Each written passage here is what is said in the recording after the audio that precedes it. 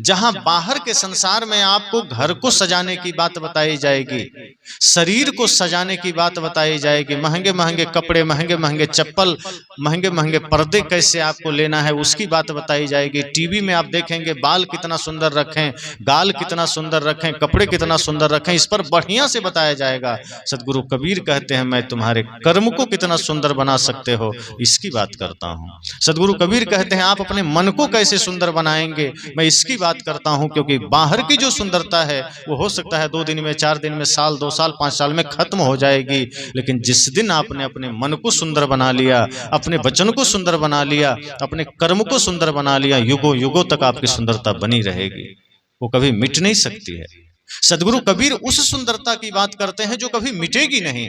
तो सदगुरु कबीर संपूर्ण मानव जीवन के संपूर्ण समस्याओं का समाधान लेकर आते हैं। जैसे कुछ डॉक्टर आप देखेंगे शहर में होते हैं, हड्डी रोग विशेषज्ञ होते हैं, कुछ गला रोग विशेषज्ञ होते हैं, कुछ कान, कुछ दांत, कुछ आंख, लेकिन कुछ डॉक्टर होते हैं सर्जन जो सब कुछ संपूर्ण इलाज करते हैं। सदगुरु कबीर वही डॉक्टर हैं जो ब्रह्मांड के हर समस्या का इलाज करते हैं और पक्का इलाज करते हैं। वो किसी भी इलाज में पीछे नहीं हटते, और जहां उनको लगता है कि नहीं अब इस ऑपरेशन करके इस मांस को काट के हटाना पड़ेगा तभी यह रोगी बचेगा, तो ऑपरेशन भी करते हैं। वो लिपापोती नहीं करते, वो पट्टी नहीं मार के छोड़ देते हैं, वो कैंची डालते हैं, घाव को निकाल देते हैं। तो जहां कचरा आ गया है जिस समाज में, जिस संप्रदाय में, जिस मत मजहब में, जिस व्यक्ति के जीवन में, वहां सदगुरु कबीर हथौड़ा चला करके, कैंची चला करके संपूर्ण समस्या को ही बाहर निकाल देते हैं। वो लिपापोती नहीं करते, वो डरते नहीं हैं। वो न तो ब्राह्मणों से डरते हैं, वो न तो मौलवियों से डरते हैं, न किसी धर्मगुरु से डरते हैं। जिन लोगों ने इस संसार में जाल फैलाया, जिन लोगों ने लोगों को वर्गलाया, जिन लोगों ने लोगों को उल्टा सीधा रास्ता बताया, ऊंच नीच का भेदभाव को लाया, सदगुरु कबीर वैसे किसी लोग से नहीं डरते, बल्कि सबको फटकारते हुए आदमी के जीने का सही राह बताते हैं, सही पथ बताते हैं कि आदमी का जीवन कैसे सुंदर बन सकता है, कि आदमी का जीवन कैसे मधुर बन सकता है, कि कैसे व्यक्ति पूजा 24 घंटे कर सकता है। जहां आपको कोई गुरु आके जाके बता देगा, आप जाएंगे दीक्षा लेंगे, गुरु कह देगा सुबह 1 घंटा उठना, माला जपना, राम राम राम राम, उसके बाद 23 घंटा चाहे जितना पाप करो कोई बात नहीं। और आपके निकट में गंगा है, शास्त्रों में कहा गया गंगे तव दर्शनार्थ मुक्ति, कि तेरे दर्शन से ही मुक्ति मिल जाती। अब आप जितना पाप करिए, जाइए दर्शन करिए, मुक्त हो जाइए। सदगुरु कबीर कहते हैं ऐसा कहने वाले लोग छली हैं, कपटी हैं। गंगा के दर्शन से अगर मुक्ति मिल जाती तो फिर ये धर्म ना करना पड़ता, सत्संग ना करना पड़ता, ये शास्त्र में प्रेम की बात ना होती, सत्य की बात ना होती, भक्ति की बात ना होती, फिर कृष्ण का गीता झूठी है, फिर उपनिषद झूठे हैं, रामायण झूठे हैं, वेद झूठे हैं। अगर गंगा के दर्शन मात्र से सारे पाप कट जाते, उसमें स्नान करने से सारे पाप कट जाते, तो फिर राम जी को भी वो भक्ति नहीं करनी पड़ती, फिर कृष्ण को गीता नहीं बोलना पड़ता, फिर बुद्ध महावीर कबीर को बीजक धम्मपदम जैसे जैन सूत्र जैसे ग्रंथ न बोलना पड़ता। साहब ने कहा यही तो जाल फैलाया गया, लोगों को धर्म के नाम पर इतना अंधा बना दिया गया कि आदमी को ये जन्म घुट्टी पिला दी गई कि तुम कुछ भी मंत्र पढ़ो, कहीं भी नदियों में जाकर स्नान करो, पहाड़ में सिर झुकाओ, सारे पाप से आप मुक्त हो जाएंगे। और ये सबसे बड़ा छल है। पाप से मुक्त जब तक आप पाप करना छोड़ेंगे नहीं, आप पाप से मुक्त नहीं हो सकते। और सदगुरु कबीर यही तो कहते हैं कि आप पाप करना छोड़ दीजिए, धर्म के मार्ग पर चलना शुरू कर दीजिए, आपस में छुआछूत का भेद मिटा दीजिए, जातिवाद का भेद मिटा दीजिए, इंसान से प्रेम रखिए, नफरत मत करिए। इंसान से नफरत करते हो, भगवान को क्या तुम पाओगे? जो इंसान से नफरत करे, जीव जंतुओं से नफरत करे, प्राणी मात्र से वैर करे, वो भगवान को कैसे पा सकता है? तो जिसको प्राणियों में भगवान न दिखा, सदगुरु कबीर इसी बात को लेकर तो कहते हैं कि जिसका मन वचन कर्म शुद्ध है उसको सब जगह भगवान दिखेगा, जिसका मन निर्मल है उसे हर जगह परमात्मा ही दिखाई देगा। अब मान लीजिए कोई दुकानदार है और उसके यहाँ कोई सौदा लेने गया, तो क्या करता है? इसी कोशिश में रहता है कि कैसे हम अधिक में सामान बेच दें। जो सही दुकानदार नहीं है वो ऐसा सोचता है, सब ऐसा नहीं सोचते। कुछ ईमानदार दुकानदार होते हैं जो ये सोचते हैं कि मुझे सादगी से कमाना है, और ईमानदारी की कमाई कमाना है, जो वाजिब मुनाफा होती है वही लेना है, तो वो बिल्कुल नाप सही रखेगा, सामान सही रखेगा और बोल करके 2 रुपया ज्यादा लेगा। और जिसका सामान बढ़िया है, नाप बढ़िया है, आपको पता है कि ये 2 रुपया अधिक ले रहा है, फिर भी आप दे के आते हैं कि नहीं सामान तो बढ़िया है। अब कोई आदमी 30 रुपया लीटर दूध आपको दे रहा है और आधा आधा पानी मिला के दे रहा है, आप लेंगे? और कोई आदमी 50 रुपया दे रहा है लेकिन कह रहा है कि हमारा दूध को जांच कर लो, कहीं एक बूंद पानी निकल जाए, तो आप सोचेंगे कोई बात नहीं 50 दे ही देते हैं लेकिन दूध इसका बढ़िया है। तो जो व्यक्ति अपनी गुणवत्ता का ध्यान रखता है, आप फिर उस पर भरोसा करते हैं। तो जो ग्राहक, जो विक्रेता, जो क्रेता एक दूसरे में भगवान को देखने लगे, वो एक दूसरे के साथ धोखा नहीं कर सकता है। लेकिन जिसको लगता है कि सिर्फ धन ही सब कुछ है, पद ही सब कुछ है और अपना ही पेट भरे, दूसरे से क्या लेना देना, ऐसे स्वार्थी लोग को न मंदिर में कहीं भगवान दिखता है, न आदमी में दिखता है वो। और ऐसे लोग भक्ति ज्यादा करेगा। आप देखना कि जो जितना ज्यादा पाखंडी होता है, जो जितना ज्यादा बड़ा ठग होता है, जो जितना बड़ा घुसखोर और लुटेरा होता है, वो ज्यादा मंदिर जाता है। और वो मंदिर में जाके उतना देर तक ओम जय जगदीश हरे गाएगा ताकि दुनिया को लगे कि बड़ा पुजारी आदमी है, ये ठग नहीं सकता है किसी को। लेकिन वही ज्यादा ठगता है, उसके ठगने पर मत जाइएगा। लेकिन सब लोग ऐसे नहीं होते, कुछ लोग बड़े भाव के अच्छे होते हैं। आज की ही घटना बताऊं, हम लोग आ रहे थे, सड़क बहुत खराब है, तो हमारी गाड़ी चूंकि लंबी है और छोटी है, जमीन में थोड़ी सट जाती है, तो कहीं सट गई होगी तो साइलेंसर का एक क्लैंप टूट गया। एक सज्जन देखे कि क्या परेशानी है, हम लोग गाड़ी खड़ा कर रखे थे, दूर से वो आ गए और खुद बताए कि थोड़ा सा पीछे ही वर्कशॉप है, आप वहां चले जाइए, परेशान मत होइए। तो एक तो उन्होंने हमारी पीड़ा को देखा, हमने कुछ कहा नहीं उनसे, उनके अंदर खुद भाव जगह की लगता है संत लोग थोड़ी परेशानी में है, वो आ करके इशारा किए कि पीछे वर्कशॉप है। और जब वर्कशॉप में गए, वहां कुछ लोग काम कर रहे थे, उनसे जब मैंने कहा तो थोड़ी देर में वे लोग हमारी गाड़ी में हाथ लगाए और काम बड़ा था, पूरा साइलेंसर खोल के निकाला, गाड़ी को उठाया, उसके अंदर 2 आदमी घुसा, फिर जो चीज टूट गई थी उसको गैस वेल्डिंग से बढ़िया से उसको ज्वाइंट किया, फिर पूरा साइलेंसर लगाया। तब तक जो वर्कशॉप का मालिक थे उनसे थोड़ी हमारे साथियों की और हमारी कुछ बातचीत हुई, तो हम लोग अंदाज लगा लिए थे कि अच्छा खासा इसमें खर्च लगने वाला है, क्योंकि पूरा पार्ट साइलेंसर का सब खोल खाल के अलग हुआ है, बहुत मेहनत लगी है। लेकिन जब मैं उनके पास गया, मैं कहा कितना बिल हुआ, मुस्कुराए, कहा संत लोग से क्या लेना, हमको कुछ तो बताइए। कहा जाइए जो मेहनत हुआ 100 रुपया दे दीजिए। हमें बड़ा आश्चर्य हुआ कि अपरिचित है, 5 मिनट पहले भेंट हुई है, जिस हिसाब से गाड़ी में हाथ लगता है मिस्त्री का, 500 से नीचे कोई नाम नहीं लेता, लेकिन इन्होंने कहा संत लोग से क्या लेना। मतलब भाव है अंदर कि हम देख किसको रहे हैं, हमारे सामने खड़ा कौन है, हम इससे कैसे एक्स्ट्रा ले लें या कैसे अधिक मांग लें, वो कमाई हमारे पास, खुद उनको ये भाव था। तो लोग इस भाव के भी होते हैं कि वो देखते हैं सामने कौन है, लेकिन कुछ लोग ऐसे होते हैं जो सामने कोई भी भगवान भी आ जाए तो उसको भी ठग लेता है। तो ऐसे लोग साक्षात भगवान आ जाए उसको भी ठग लेगा, फिर वो मंदिर में क्या भगवान को देखेगा, वो माता पिता में क्या देखेगा, वो ग्राहकों में क्या देखेगा। वो तो सबको सिर्फ अपना क्लाइंट समझता है, ग्राहक समझता है, बस आ गया, इससे जितना हो सके ऐंठ लो, यही में भलाई है। सदगुरु कबीर कहते हैं नहीं, संपूर्ण जगत में वही परमात्मा बैठा है, सबके अंदर वही भगवान बैठा है, किसको ठगेंगे आप। और जिस दिन आप सबके अंदर वो भगवान देखना शुरू कर देंगे, आप किसी से ठग नहीं कर सकते। जैसे आप किसी को गाली दे रहे हैं और तब तक दे रहे हैं और अचानक आपको उनके अंदर कोई, जिस भगवान को आप मानते हैं उसकी छवि दिखने लग जाए, अचानक मान लीजिए कि आप अपने पड़ोसी को गाली दे रहे थे और आप सदगुरु कबीर को मानते हैं या भगवान बुद्ध को या राम जी को मानते हैं या किन्हीं भी संत को मानते हैं, और अचानक संजोग ऐसा हो कि उसके अंदर उन्हीं की छवि आपको दिखने लग जाए, तो आपका गाली वहीं बंद हो जाएगी, आप नहीं दे सकेंगे। फिर आप हाथ जोड़ लेंगे, ये क्या हो रहा है, क्यों? क्योंकि आप जिनको गाली दे रहे थे उनमें उनकी छवि नजर आ गई, जिनको आप पूजते हैं और जिनकी आप पूजा करते हैं, जब वो सामने आ जाए तो मुख से गालियां नहीं निकलती, मुख से प्रार्थना निकलती। तो जब आप सबके अंदर वही भाव कर लेंगे तो मुख से गाली निकलेगी नहीं निकलेगी। हम गाली कब देते हैं?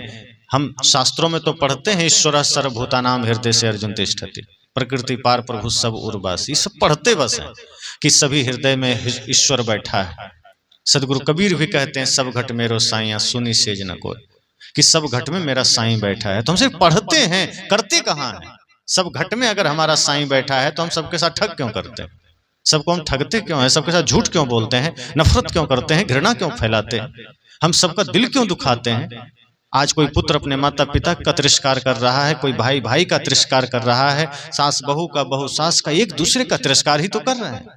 कभी हम किसी के साथ झगड़ा कर रहे हैं, छोटी छोटी बात में विवाद कर रहे हैं, छोटी छोटी बातों में परिवार बिखर रहा है, पड़ोसी से पड़ोसी लड़ रहा है, देश से देश लड़ रहा है, एक दूसरे के तानाशाह बनकर बैठे हैं।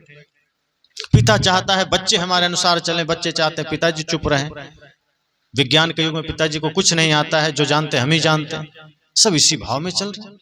साहब कहते हैं आप अपने भीतर जीवन को मंदिर बना लीजिए और सबके अंदर परमात्मा को देखिए। जब आपके मन की पवित्रता, कर्म की पवित्रता, वचन की पवित्रता होगी, आप देखेंगे आपका परिवेश बदल चुका है, आपका घर ही मंदिर बन चुका है, आपका समाज ही आदर्श समाज बन चुका है। फिर मनसा वाचा कर्मणा जो दोष थे वो सब मिट जाएंगे और संपूर्ण जीवन आनंद से भर जाएगा। तो सदगुरु कबीर की दृष्टि बड़ी सीधी और साफ थी।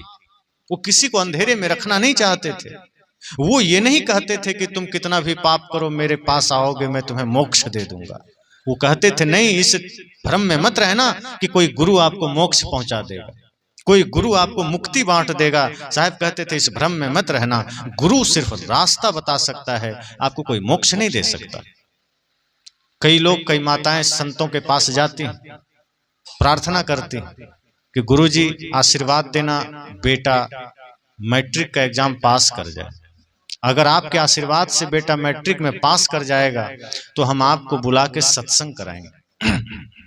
और संत कह देते हैं अगर मैंने आशीर्वाद दिया और फिर भी तुम्हारा बेटा पास नहीं हुआ तो सत्संग कराओगे? तब माताएं कहती है कि तब क्यों कराएंगे, पैसा फालतू क्या आया है। मतलब आप तो सीधे सीधे सौदाबाजी कर रहे हैं। मतलब आपको लगता है कि गुरु आशीर्वाद देंगे काम बन जाएगा। एक पिता इस भरोसे से मंदिर जा रहा है कि हनुमान जी की कृपा बेटे पर बरस जाए और पास हो जाए, और बेटा तो इस भाव में आ गया कि अगर हनुमान जी की कृपा बरस जाएगी तो लिखने की क्या जरूरत है। लेकिन ये होता नहीं है। हनुमान जी की कृपा भी तब बरसती है जब आप पुरुषार्थवादी होते हैं, निकम्मों पर नहीं बरसा करते। लापरवाह अगर कोई आदमी है, आलसी कोई आदमी है, उस पर गुरु का भी आशीर्वाद काम नहीं करता, माता पिता का भी आशीर्वाद काम नहीं करता। आशीर्वाद भी वही फलित होता है जो आदमी पुरुषार्थी होता है, जो आदमी कर्म में विश्वास रखता है, जो आदमी अपने कर्मों को पवित्र बनाता है। तो सदगुरु संत तो कहते हैं कि जो भी आपको करना है उसको पवित्रता से करिए। आप ये मत सोचिए कि कुछ भी होगा भगवान कर देंगे। मंदिर हो, मस्जिद हो, गिरजाघर हो, गुरुद्वारा हो, वहां जाकर के आप कुछ भी करेंगे, अगर कर्म को पवित्र नहीं करेंगे तो वहां किया गया कर्म या वहां चढ़ाई गई पूजा वो किसी काम की नहीं। आप मंदिर जाकर के चाहे जितना पूजा कर लीजिए, अगर आपने माता पिता में भगवान को ना देखा तो मंदिर जाना व्यर्थ हो जाएगा। अगर आप पड़ोसी से व्यवहार आपका सही नहीं है, अगर आप अपने बच्चों को सही शिक्षा और परवरिश नहीं दे रहे हैं, सही संस्कार नहीं दे रहे हैं, तो जितना बाल गोपाल की पूजा करिए, चाहे जितना नंद गोपाल की पूजा करिए, भगवान कृष्ण की कुछ मिलने वाला नहीं। सदगुरु कबीर सिर्फ इस दूरी को मिटाना चाहते हैं कि आप जिस भी महापुरुष की पूजा करते हैं, आप कोशिश करिए कि उस पूजा को समझिए। अगरबत्ती घुमाना पूजा नहीं है, प्रार्थना गाना पूजा नहीं है, दीप जलाना पूजा नहीं है। ये पूजा का एक छोटा सा रूप है। साहब ने कहा असली पूजा वो है जो व्यक्ति अपने कर्म को पूजा बना ले, झाड़ू लगाना को ही पूजा समझ ले, भोजन बनाने को पूजा समझ ले, दुकान पर ग्राहकों के साथ लेन देन को ही पूजा समझ ले, खेत में हल चलाना को ही पूजा समझ ले, दफ्तर में काम करना को ही पूजा समझ ले। और जो आदमी अपने एक एक कर्म को पूजा समझ लिया, साहब कहते हैं फिर आप सच में सच्चे भक्त हो गए। अगर आपने भी माता पिता के साथ बढ़िया व्यवहार किया तो आप राम हो गए। अगर आपने भाई के साथ प्रेम का व्यवहार किया तो आप भी राम भक्त हो गए। अगर भाई के साथ झगड़ा कर रहे हैं और पूजा राम की कर रहे हैं तो साहब कहते हैं फिर तुम रावण भक्त हो सकते हो, राम भक्त तो नहीं हो सकते। क्योंकि आपका काम रावण का है, राक्षस का है, और आप अपने आप को राम भक्त कहते हैं, ये गलत बात है। तो सदगुरु कबीर व्यक्ति के संपूर्ण जीवन पर प्रभाव डालते हैं। सदगुरु कबीर जैसे संत बड़े अनूठे हैं, वो किसी से नफरत नहीं करते हैं। वो तो कहते हैं ना काहू से दोस्ती ना काहू से बैर। कबीर खड़ा बाजार में चाहे सबकी खैर, ना काहू से दोस्ती ना काहू से बैर। वे तो कहते हैं ना मुझे किसी से दोस्ती है ना दुश्मनी है, क्योंकि जब किसी से दुश्मनी ठानेंगे तो किसी से दोस्ती होगी, किसी से दोस्ती ठानेंगे तो दुश्मनी होगी। साहब कहते हैं ना मेरा कोई दोस्त है ना मेरा कोई दुश्मन है, बल्कि यूं कहो ये पूरा जगत मेरा है। तो सदगुरु कबीर तो कहते हैं कुछ लेना ना देना मगन रहना, कि किसी से कुछ लेने देने की जरूरत नहीं, निश्चिंत रहो, मगन रहो। वो संपूर्ण जीवन को बड़ा ही सुंदर ढंग से सजाते हैं।